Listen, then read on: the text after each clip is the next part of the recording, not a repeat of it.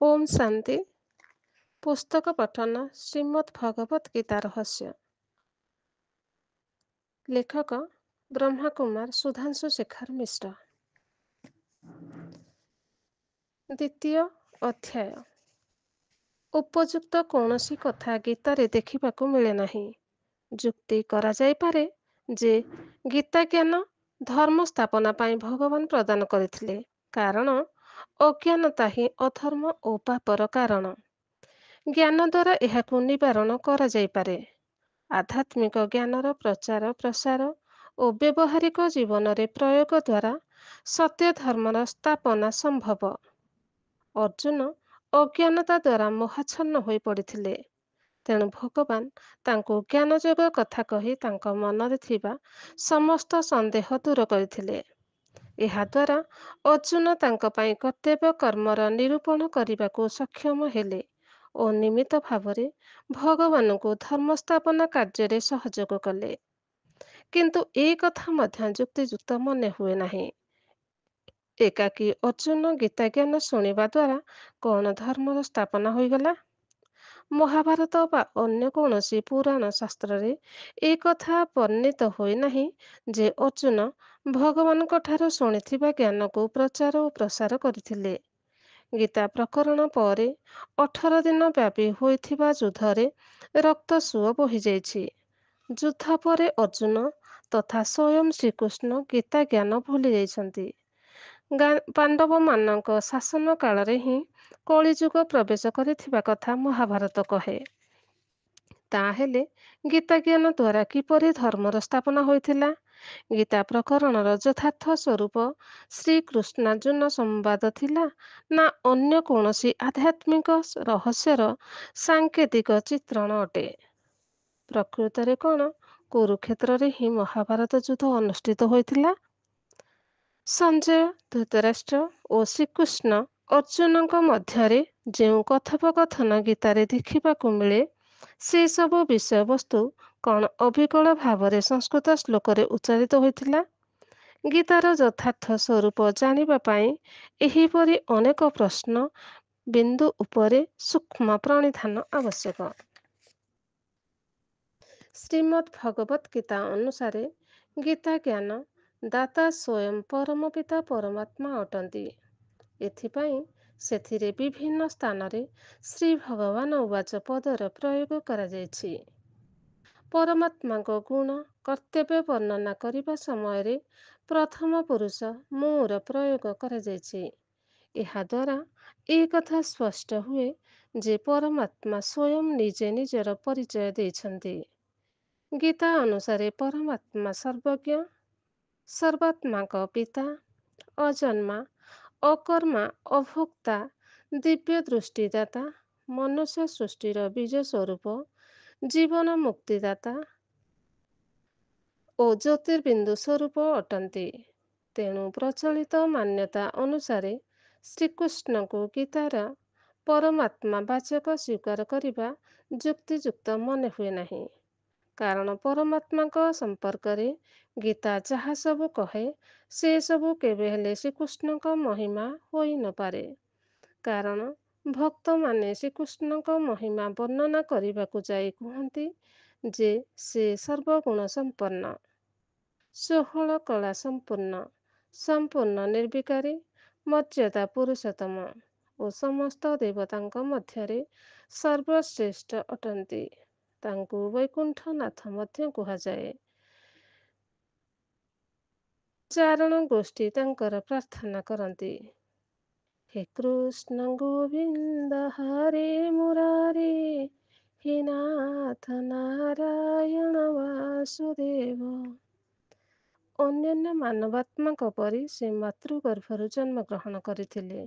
ଶୈଶବ, ବାଲ୍ୟ ଓ କୈଶୋର ଅବସ୍ଥାରେ ସେ ସାଧାରଣ ମାନବ ପରି ଜୀବନଯାପନ କରିଛନ୍ତି। ଗୁରୁଙ୍କ ଗୃହରେ ରହି ଶିକ୍ଷା ଗ୍ରହଣ କରିଛନ୍ତି। ତାଙ୍କ ପ୍ରୌଢ଼ାବସ୍ଥାରେ ବର୍ଣ୍ଣନା ଯଦିଓ ମହାଭାରତ ଓ ଭାଗବତରେ ବା ଅନ୍ୟ କୌଣସି ପୁରାଣରେ ମିଳେ ନାହିଁ, ତଥାପି ତାଙ୍କର ଦେହାବସାନର ଦୃଷ୍ଟାନ୍ତ ସେଥିରେ ବର୍ଣ୍ଣିତ ହୋଇଛି। ତେଣୁ ଗୀତାରେ ପରମାତ୍ମାଙ୍କ ପରି ତାଙ୍କର ଜନ୍ମ ଅଲୌକିକ ଓ ଦିବ୍ୟ ନଥିଲା, ଅଥବା ପରମାତ୍ମାଙ୍କ ଅବତାର ନେଇ ସେ ଜନ୍ମ ନେଇନଥିଲେ, କାରଣ ପରମାତ୍ମା ଅବତାର ନେଇ ଜନ୍ମ ଗ୍ରହଣ କରନ୍ତି ନାହିଁ। ସେ ପରକାୟା ପ୍ରବେଶ ଦ୍ୱାରା ଏକ ମାନବ ଶରୀର ଆଧାରରେ ଅବତରଣ କରନ୍ତି। ତେଣୁ ଶ୍ରୀକୃଷ୍ଣଙ୍କ ଜନ୍ମ ଲୌକିକ ଥିଲା।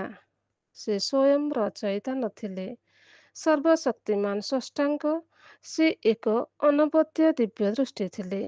ଏଥିରୁ ସ୍ପଷ୍ଟ ଯେ ଶ୍ରୀକୃଷ୍ଣ ଗୀତାର ବକ୍ତା ନଥିଲେ। ଏ ବିଷୟରେ ମହାଭାରତ ଯୁଦ୍ଧର ଯଥାର୍ଥ ସ୍ୱରୂପ ଓ ଗୀତା ପ୍ରକରଣର ପୁନରାବୃତ୍ତି ଶିରୋନାମରେ ପରବର୍ତ୍ତୀ ସମୟରେ ବିସ୍ତାର ପୂର୍ବକ ଆଲୋଚନା କରାଯିବ। ବର୍ତ୍ତମାନ ପର୍ଯ୍ୟନ୍ତ ଅନେକ ତତ୍ତ୍ୱଚିନ୍ତକ, ଗବେଷକ, ବିଦ୍ୱାନ, ଟୀକାକାର ତଥା ଦାର୍ଶନିକଙ୍କ ଦ୍ୱାରା ଶ୍ରୀମଦ୍ ଭଗବତ୍ ଗୀତା ଉପରେ ବିଭିନ୍ନ ଭାଷା, ଟୀକା ତଥା ଗବେଷଣାତ୍ମକ ନିବନ୍ଧମାନ ଲେଖାଯାଇଛି। ମହାଭାରତ, ଭାଗବତ, ଉପନିଷଦ ଓ ବ୍ରହ୍ମସୂତ୍ର ଆଦି ସହିତ ତାହା ଗୀତାର ତୁଳନାତ୍ମକ ଅଧ୍ୟୟନ କରାଯାଇଛି।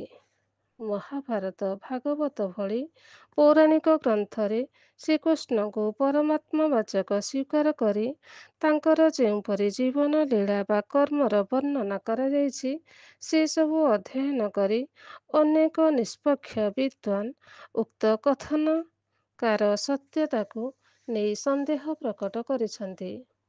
ସେମାନେ ଅନେକ ତଥ୍ୟଭିତ୍ତିକ ଉଦାହରଣ ଦେଇ ପ୍ରଶ୍ନ ଉତ୍ଥାପନ କରନ୍ତି ଯେ ଯଦି ପ୍ରକୃତରେ ଗୀତା ସ୍ୱୟଂ ପରମାତ୍ମାଙ୍କ ମୁଖ ନିଃସୃତ ବାଣୀ, ତେବେ ଏଥିରେ ଥିବା ଅନେକାନେକ ଶ୍ଲୋକ କିପରି ମହାଭାରତ, ଭାଗବତ, ଉପନିଷଦ ବା ବ୍ରହ୍ମସୂତ୍ରରେ ଥିବା ଶ୍ଲୋକଗୁଡ଼ିକ ସହିତ ପୂର୍ଣ୍ଣତଃ ବା ଆଂଶିକ ରୂପରେ ମେଳ ଖାଉଛି।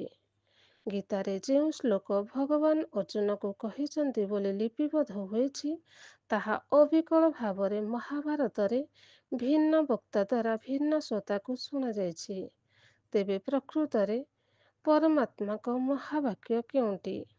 ଏହା ଉପରେ ସନ୍ଦେହ ସୃଷ୍ଟି ହେବା ସ୍ୱାଭାବିକ ମନେହୁଏ। ଆଉ ମଧ୍ୟ ପ୍ରଶ୍ନ ଉଠେ ଯେ ବର୍ତ୍ତମାନ ଉପଲବ୍ଧ 700 ଶ୍ଲୋକ ବିଶିଷ୍ଟ ଗୀତା କ'ଣ ଅକ୍ଷରତଃ ଶ୍ଲୋକ ରୂପରେ ଉଚ୍ଚାରିତ ହୋଇଥିଲା, ନା ସମୟକ୍ରମେ ଏହାର ବାସ୍ତବିକ ସ୍ୱରୂପରେ ପରିବର୍ତ୍ତିତ ହୋଇଛି?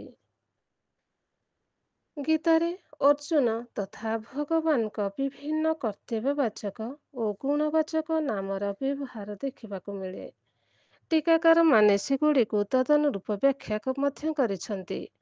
କିନ୍ତୁ ଅର୍ଜୁନ ଓ କୃଷ୍ଣ ଶବ୍ଦକୁ ସଂଜ୍ଞାବାଚକ ମାନିଥିବାରୁ ଏହା କୌଣସି ବ୍ୟାଖ୍ୟା କେହି କରିଥିବା ଦେଖାଯାଏ ନାହିଁ। ତେଣୁ ଅର୍ଜୁନଙ୍କୁ କୌନ୍ତେୟ ବା କୁନ୍ତୀପୁତ୍ର, ଭରତ ବା ଭରତବଂଶୀ ଏବଂ କୃଷ୍ଣଙ୍କୁ ବାସୁଦେବ ବା ବାସୁଦେବ ପୁତ୍ର ରୂପେ ଚିତ୍ରଣ କରାଯାଇଛି। କିନ୍ତୁ ବ୍ୟବହାରିକ ଦୃଷ୍ଟିରୁ ବିଚାର କଲେ ଏହା ତର୍କସଙ୍ଗତ ମନେହୁଏ ନାହିଁ। କାରଣ ଦୁଇ ଜଣ ବ୍ୟକ୍ତିଙ୍କ କଥୋପକଥନରେ ଯେତେବେଳେ ଜଣେ ଅନ୍ୟ ଜଣଙ୍କୁ ସମ୍ବୋଧନ କରେ, ସେ ପ୍ରତିଥର ବିଭିନ୍ନ ନାମ ବ୍ୟବହାର କରେ ନାହିଁ। ଗୀତା ଏହି ନିୟମର ଉଲ୍ଲଂଘନ କରିଛି। କେଶବ ଶବ୍ଦର ଅର୍ଥ ଆଧ୍ୟାତ୍ମିକ ଅର୍ଥ ହେଉଛି ବ୍ରହ୍ମା, ବିଷ୍ଣୁ ଓ ଶଙ୍କର, ଏହି ତ୍ରିଦେବଙ୍କ ରଚୟିତା ଅର୍ଥାତ୍ ସ୍ୱୟଂ ପରମାତ୍ମା। କିନ୍ତୁ କେତେକ ଟୀକାକାର କେଶବ ଶବ୍ଦର ଅର୍ଥ ଲମ୍ବା କେଶଧାରୀ ବା କେଶୀ ଦୈତ୍ୟ ବିନାଶକାରୀ ବୋଲି ବ୍ୟାଖ୍ୟା କରିଛନ୍ତି। ଗୀତା ଅନୁସାରେ ଅର୍ଜୁନ ପରମାତ୍ମାଙ୍କୁ ଗୁରୁ ରୂପେ ଗ୍ରହଣ କରିଛନ୍ତି। ଶିଷ୍ୟସ୍ତେ ଅହଂ ସାଧିଂ ମାତଂ ପ୍ରପନ୍ନମ୍। ତେବେ ଏଠାରେ ବିଚାରଣୀୟ ଯେ କୌଣସି ଶିଷ୍ୟ ତାର ପରମ ପୂଜ୍ୟ ଗୁରୁଙ୍କୁ ହେ ଲମ୍ବା କେଶଧାରୀ ବୋଲି ସମ୍ବୋଧନ କରିବା କେତେଦୂର ଶିଷ୍ଟତା ଜ୍ଞାପକ। ଅନ୍ୟପକ୍ଷରେ ଅର୍ଜୁନଙ୍କୁ ମଧ୍ୟ ପରମାତ୍ମା, ପରନ୍ତପ, ଅନଘ, ଗୁଡ଼ାକେଶ ପ୍ରଭୃତି ଯେଉଁ ଗୁଣବାଚକ ନାମ ସମ୍ବୋଧନ କରିଛନ୍ତି, ତାହା କ'ଣ କୌଣସି ହିଂସା ଉଦ୍ରେକକାରୀ ଯୁଦ୍ଧରେ ତାଙ୍କୁ ପ୍ରେରିତ କରିବା ପାଇଁ ଉଦ୍ଦିଷ୍ଟ ଥିଲା? ଏହିପରି ଗୁଣବାଚକ ନାମଧାରୀ ଅର୍ଜୁନ ଗୀତାଜ୍ଞାନ ଶୁଣିଲା ପରେ କ'ଣ ପ୍ରକୃତରେ ଜ୍ଞାତି କୁଟୁମ୍ବଙ୍କ ରକ୍ତରଞ୍ଜିତ ଯୁଦ୍ଧ ପାଇଁ ପ୍ରସ୍ତୁତ ହୋଇଗଲେ? କ୍ରମଶଃ ଓମ୍ ଶାନ୍ତି।